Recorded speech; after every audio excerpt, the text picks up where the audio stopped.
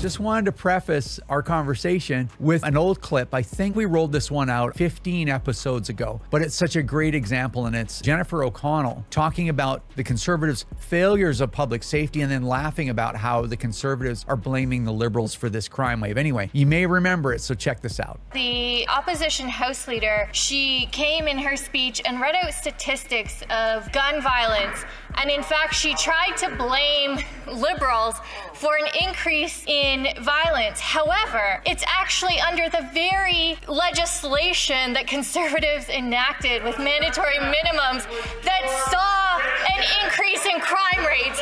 So could the member speak about... Order. I don't know, I wear it with a badge of honor. I don't know who upsets the opposition more, myself or the member for Kingston and the Islands. But when it comes to the fact that the Conservatives had failed policies when it came to the criminal justice system, can my honourable member comment on their failures? That's the best you've done. And in fact, she tried to blame Liberals